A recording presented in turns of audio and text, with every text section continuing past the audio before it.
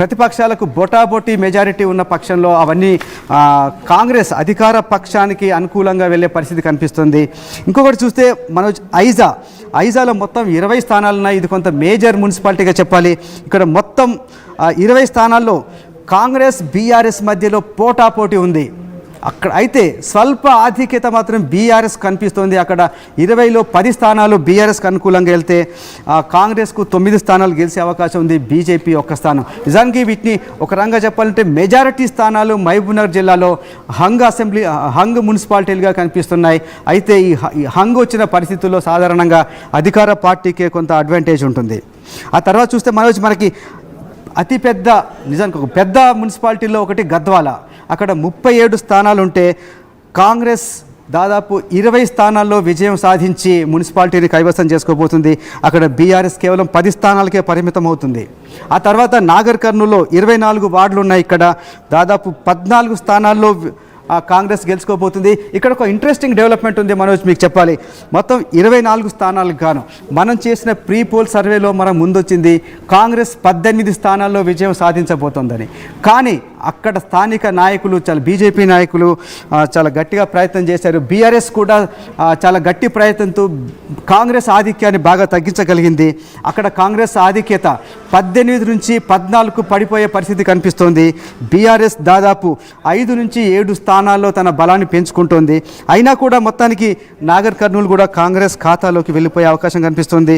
ఆ తర్వాత చూస్తే కల్వకుర్తి, ఇది కూడా కొంత మేజర్ మున్సిపాలిటీ. మొత్తం 22 స్థానాలకు గాను కాంగ్రెస్ 14, బీఆర్ఎస్ 6 స్థానాల్లో విజయం సాధిస్తే బీజేపీ 2 స్థానాలు. ఇక్కడ కూడా కొంత పోలింగ్స్ కంటే ముందు జరిగిన సర్వేకి తర్వాత జరిగిన సర్వేకి కొంత స్పష్టమైన తేడా, బలాబలాల్లో కొంత మార్పు కనిపిస్తోంది మనోజ్. కాంగ్రెస్ మనం ముందు చేసిన సర్వేలో 18 సీట్లు గెలుచుకునే అవకాశం కనిపించింది.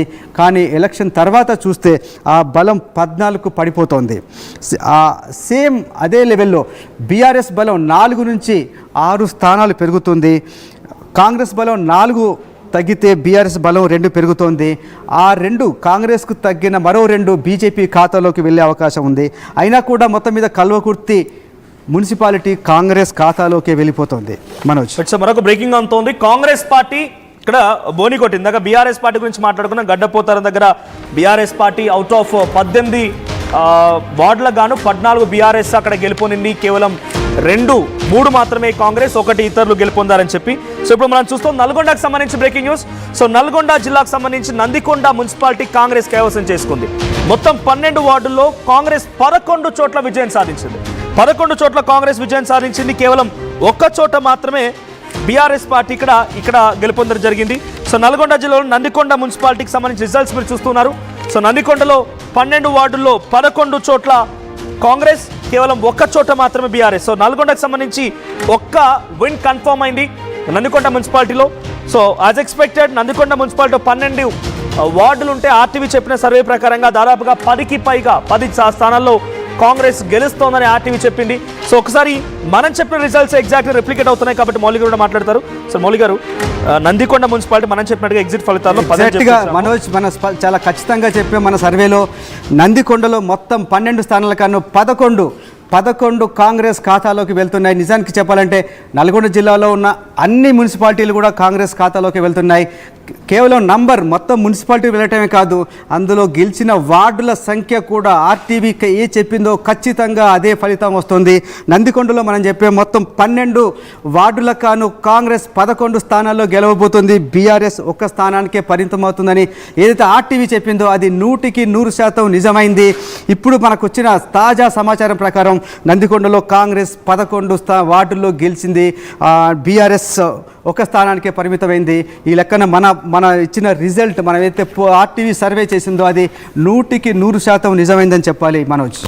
రైట్, నందికొండ మున్సిపాలిటీకి సంబంధించి విన్నింగ్ కన్ఫర్మ్ అయింది. 1 బీఆర్ఎస్ పార్టీ సంగారెడ్డి జిల్లా గడ్డపోతారంలో గెలిస్తే ఇక్కడ నల్గొండ గెలిచింది.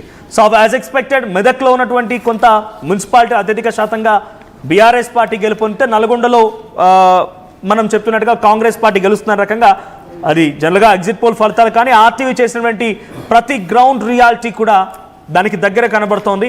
సో ఈ 2 మున్సిపాలిటీలకు సంబంధించి విన్నింగ్ కన్ఫర్మ్ అయింది. సో ఇంకా మెదక్లో అప్డేట్స్ కొనసాగుతున్నాయి. మెదక్ సంబంధించి సంగారెడ్డి జిల్లా గడ్డపోతారంలో గెలపడంతో పాటుగా మిగిలినటువంటి కొన్ని చోట్ల సంగారెడ్డి జిల్లా కోహీర్ మున్సిపాలిటీలో కూడా పరహారు మున్సిపాలిటీలో సో బీఆర్ఎస్ పార్టీ మొదటి వార్డులో అనసూయ అంట కాంగ్రెస్, సో 2వ వార్డులో సంపత్ కుమార్ బీఆర్ఎస్, 3వ వార్డులో జాజుల శ్రీకాంత్ కాంగ్రెస్, రాజేశ్వరి కాంగ్రెస్, అబ్దుల్ హన్నాన్ కాంగ్రెస్, మహమ్మద్ రఫీ ఎంఐఎం, సుగుణ బీజేపీ, బేగం కాంగ్రెస్, బీఆర్ఎస్ అంటే ఆల్మోస్ట్ ఆల్ పరహారు